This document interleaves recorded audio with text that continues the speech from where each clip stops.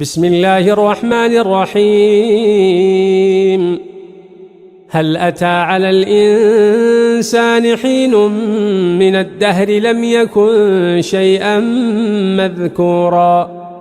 إنا خلقنا الإنسان من نطفة أمشاج نبتليه فجعلناه سميعا بصيرا إنا هديناه السبيل إما شاكرا وإما كفورا إنا أعتدنا للكافرين سلاسل وأغلالا وسعيرا إن الأبرار يشربون من كأس كان مزاجها كافورا عينا يشرب بها عباد الله يفجرونها تفجيرا يوفون بالنذر ويخافون يوما كان شره مستطيرا ويطعمون الطعام على حبه مسكينا ويتيما وأسيرا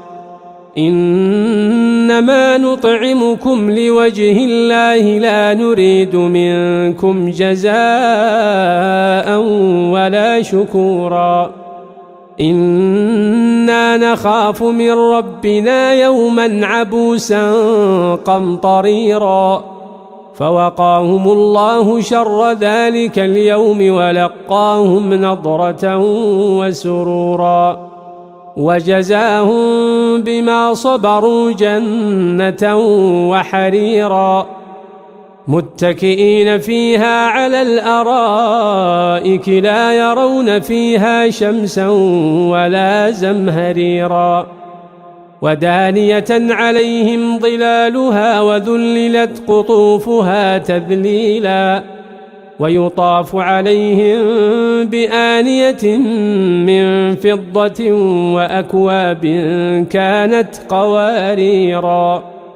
قوارير من فضة قدروها تقديرا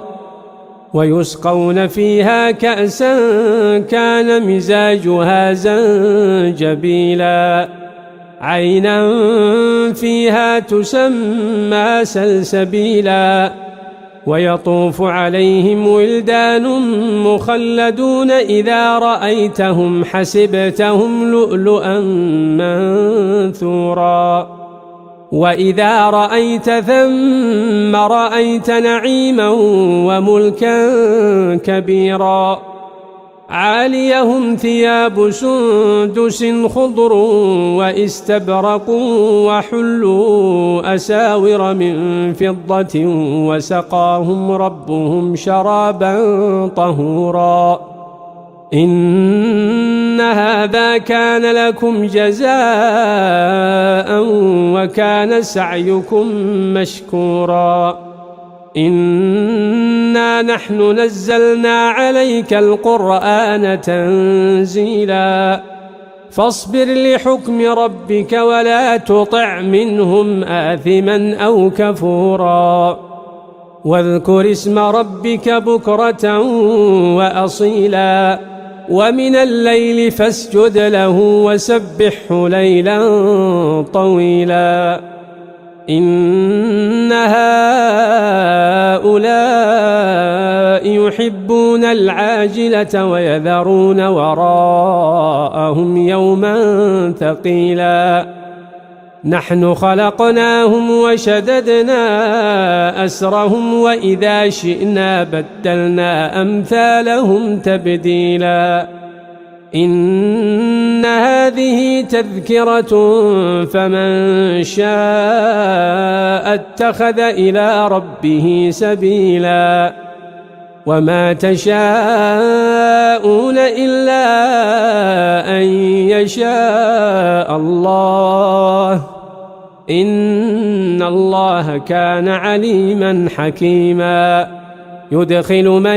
يشاء في رحمته والظالمين أعد لهم عذابا أليما.